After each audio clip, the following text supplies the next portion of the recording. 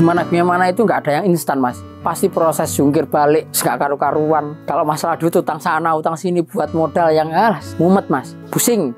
Jadi kuncinya itu kita telaten, ulet, kita tahu pasar kita gimana, target pasar kita gimana kita tahu. Yang terpenting itu kita jujur, amanah sama customer kita.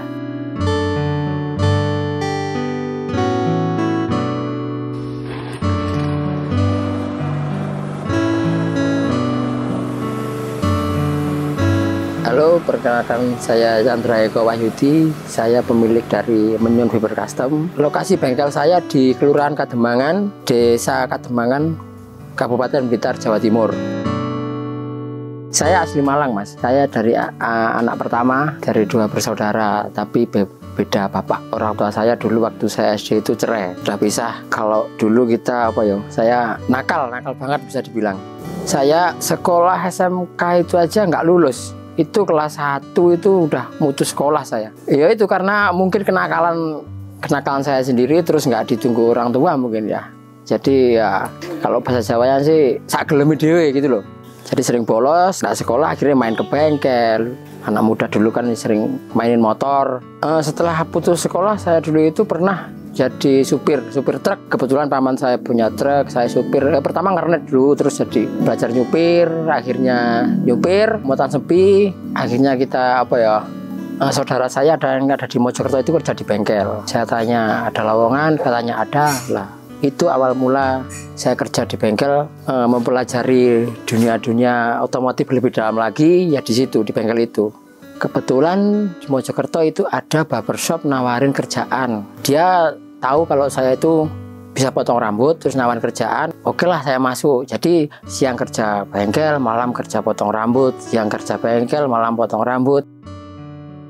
Nah di situ saya itu dulu waktu pertama ke Mojokerto itu nggak bawa apa-apa mas. Cuma dikasih sama ibu saya itu uang 100.000 buat angkot, terus naik bus dari Malang ke Mojokerto. Malang saya itu Malang Selatan, arah pantai Balekambang, Malang Deso. Akhirnya lambat laun saya siang bengkel, malam potong rambut. Nah itu saya memutuskan untuk membeli sepeda motor. Bukan memutuskan sih, ditawari juragan saya sepeda motor. Waktu itu motor itu zaman tren-trennya motor Ninja. Kalau dulu kan anak muda pakai Ninja udah keren. Nah itu saya diambilin itu, tapi ya itu kredit. Jadi kerja siang itu di bengkel buat angsuran motor, malam di bengkel itu buat jajan sehari-hari, buat main lah anak muda. Nggak itu saja, itu kan di sana juga saya ada temen rental mobil. Kadang waktu rental mobil itu butuh supir, saya juga nyupir rental mobil. Itu sangat pengalaman sangat berkesan sekali itu di Mojokerto. Awal mula kenal istri saya juga di Mojokerto. Awal mulanya juga itu istri saya itu rental mobil, waktu saya nyupiri saya. Ya, kita kan anak muda, kita goda-goda lah, nggak taunya kecantol itu. Terus sekarang di Blitar ini.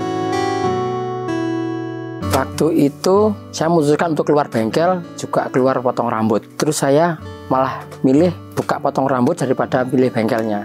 Karena kan modal nggak terlalu besar. Itu saya jual motor Ninja, saya jual. Itu buat modal buka barbershop di Mojokerto tadi. Setelah buka potong rambut itu lambat laun, alhamdulillah pelanggan rame. Akhirnya saya beli motor waktu itu NMAX. Kebetulan habis itu istri saya maksudnya itu kelahiran, anak saya kecil. Terus sering ikut ke Mojokerto. Jadi saya memutuskan untuk beli mobil.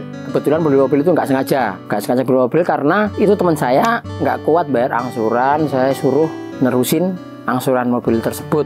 Itu belum lunas sih, hampir lunas. Potong rambut menurun pendapatan dikarenakan itu waktu gencarnya corona. Nah waktu corona itu kan kita nggak boleh itu mas, bersentuhan kemana-mana, masker. Sampai lebaran saya nggak boleh pulang. Nah itu kan saya mikir gimana kok pendapatan ini kok berkurang dari potong rambut. Terus gimana caranya kalau kemasukan itu ada lagi. Lah itu saya lihat mobil saya itu masih standar. Dari dulu kan kebetulan ya suka modifikasi, kerja di bengkel juga pernah, jadi basic bengkel sudah pernah. Jadi itu pertama saya cuma buat variasi kecil-kecil kayak winglet, grill mobil. Nah dari situ mulai dikenal orang. Alhamdulillah sampai kirim ke luar daerah. Terus ada salah satu teman saya nyaranin udah kamu apa itu dalemin aja kerja di body kit. Nah itu baru itu saya mikir keras sampai uang potong rambut itu habis saya buat praktek body kit itu, sampai istri saya marah-marah juga sering.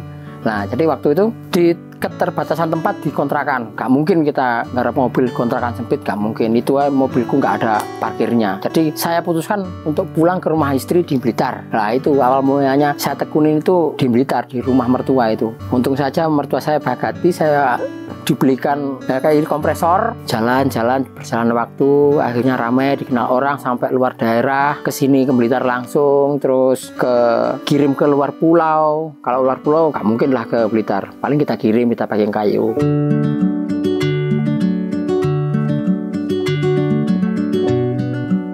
Pembeli itu ada terus, nggak pernah kosong orderan itu. Alhamdulillah belum pernah sampai sekarang. Saya orderan rame, gimana caranya orderan rame, terus kita hasilnya garapannya itu cepat, kita tambah karyawan. Kalau karyawan terlalu apa ya, sobos ya, jadi kita rekan kerja lah, kita tambah rekan kerja 1, terus sempat keluar ganti lagi. Kan kalau kerjaan kayak saya ini kan butuh bukan otot mas, tapi telaten, itu aja kuncinya, telaten. Dan ada teknik-teknik tertentu, teknik ngamplas juga kelihatannya sepele juga susah sebetulnya itu, pendembulan. Apalagi kita berjalan di bidang otomotif, apalagi mobil kan harus apa ya, detail, harus detail. Singkat cerita lagi ya, itu waktu di rumah mertua itu orderan itu rame, mobil sampai 3 mobil itu nggak cukup, cuma emperan doang, emperan aja itu, jadi nggak cukup. Saya memutuskan lagi untuk cari kontrakan tempat itu yang lebih lebar lagi. Alhamdulillah sekarang 8 mobil bareng bisa menampung sekarang. Alhamdulillah lagi bisa nambah karyawan lagi. Kan kerja saya itu sekarang udah 3 mas, 3. Jadi untuk apa ya, orderan banyak, kita bisa cepat, hasil juga insya Allah pelanggan puas, gitu aja. Beber Custom itu kerjaannya sih kayak ya tukang cat sebetulnya. Basicnya tukang cat, ya tukang dempul, body repair lah. Tapi bedanya kalau custom itu, bedanya kita mainkan di desain. Kayak itu customer kita itu maunya gimana kita turutin. Mau mobil ini dipasang di mobil ini kita turutin. Pokoknya itu yang paling sulit banget itu pokoknya waktu desain itu paling sulit, itu memakan waktu yang sangat lama. Setelah kita desain, kita buatkan cetakan. Nah, buat cetakan itu desainnya tadi kita buang, jadi misalnya kita buat lagi langsung dicetakannya tadi. Jadi ya lumayan apa ya, lumayan ribet. Kalau nggak pernah, nggak tahu ya bingung. Tapi kalau udah menggeluti sehari-hari ya gampang lah ya.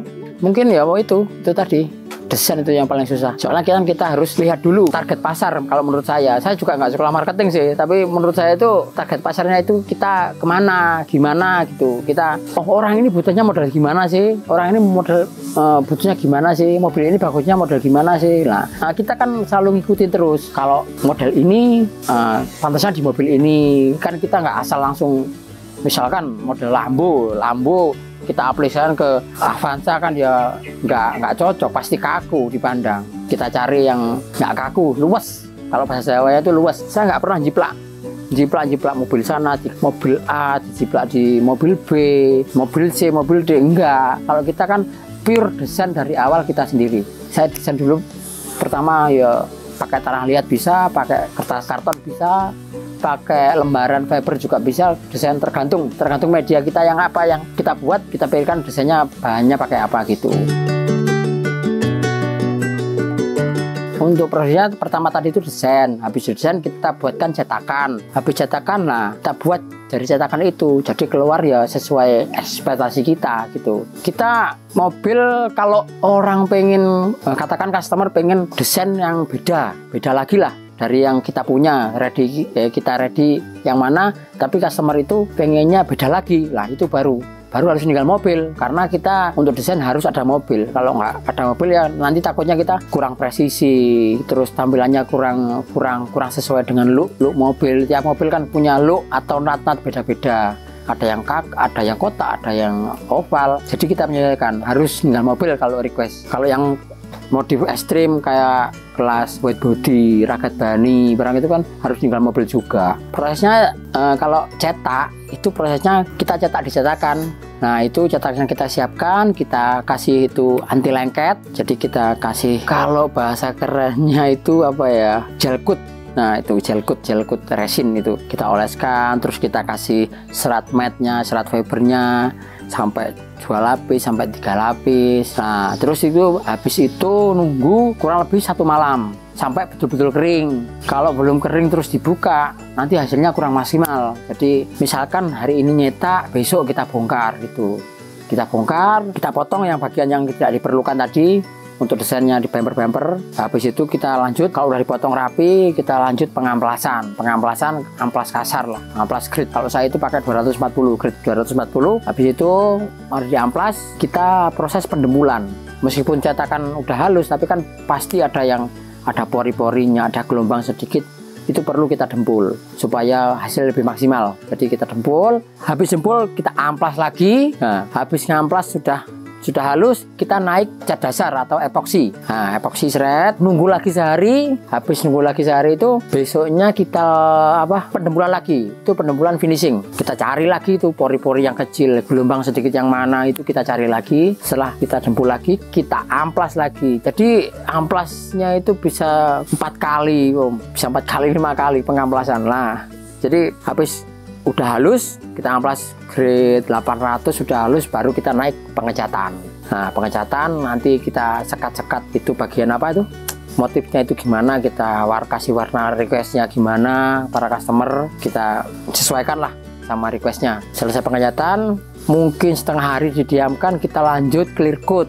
Clear coat itu kalau orang biasanya bilang pernis lah gitu, kita pernis clear coat. Nah itu setelah kita pernis sampai 2 lapis 3 lapis, terus nunggu kering. Nah baru itu kita pasang aksesoris kayak lampu fog lamp, jaring-jaringnya kita pasang semua. Setelah itu sudah jadi mas, sudah jadi. Tergantung nanti diambil sendiri, pasang sendiri di sini.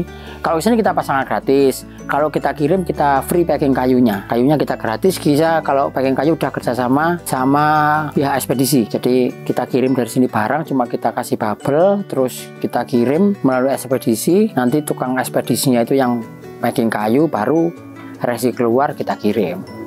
Kita kirim resi keluar, ya udah gitu aja mas.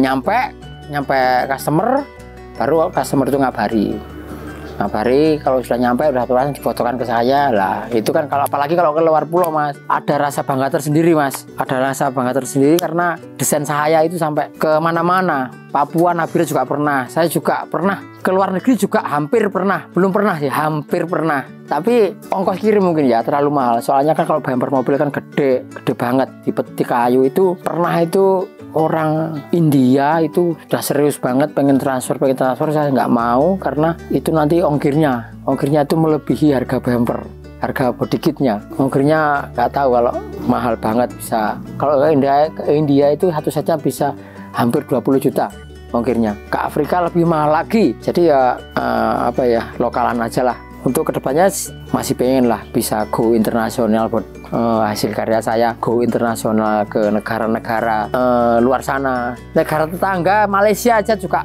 pernah order, tapi ya itu lagi nggak jadi lagi dikarenakan ongkir yang terlalu mahal, atau mungkin kalau di Blitar sini jasanya mungkin belum ada atau gimana ya. Di sini kan masih desa, Blitar kan kota kecil, nggak kayak kota-kota gede kayak Surabaya, Jakarta kan enggak. Jadi ya agak susah. Untuk saat ini kita telateni saja yang lokal-lokal ini aja.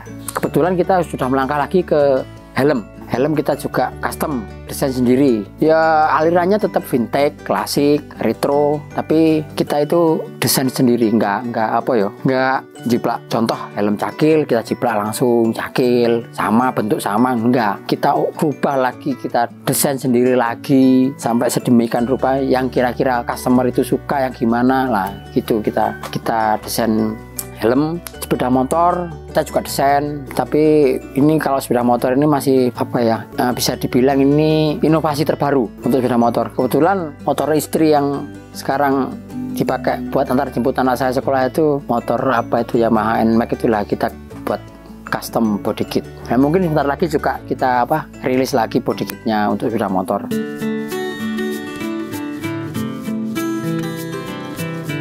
untuk kunci sampai dari nol sampai sekian sampai sekarang ini ya kita ya butuh gimana itu nggak ada yang instan Mas. Pasti proses jungkir balik nggak karu-karuan. Kalau masalah duit utang sana utang sini buat modal yang mumet Mas, pusing.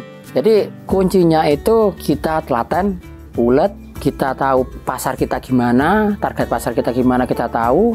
Yang penting apalagi kalau saya ini kebanyakan online, yang terpenting itu kita jujur, amanah sama customer kita. Sekarang kan ada yang sering lah penipuan, udah transfer orang hilang.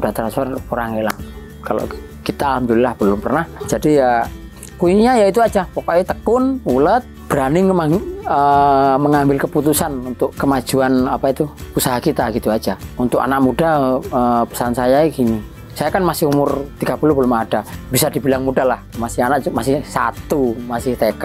Jadi untuk anak muda minimal itu berguna buat diri sendiri. Itu ya rekan kerja saya, karyawan saya itu nggak ada yang ada yang tukang cukurnya itu, ada yang kuliah juga ada, itu SMK juga ada, yang tato full juga ada. Itu rekan kerja saya itu, karyawan saya itu. Jadi semua anak muda yang pokoknya dia itu pengen dia punya tanggung jawab, niat kerja, oke lah, saya bantulah untuk memajukan diri sendiri, saya bantu gitu. Terima kasih sudah mampir ke Menyon Fiber Custom. Semoga cerita saya tadi dapat menginspirasi kalian semua, terutama anak yang jiwa-jiwa muda. Misalkan untuk pengen modifikasi, langsung aja tanya-tanya langsung, nanti ada di deskripsi.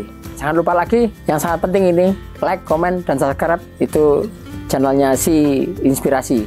Semoga channel ini berguna buat kita semua, menginspirasi kita semua, soalnya kan namanya Si Inspirasi. Jadi semoga saja menginspirasi semuanya.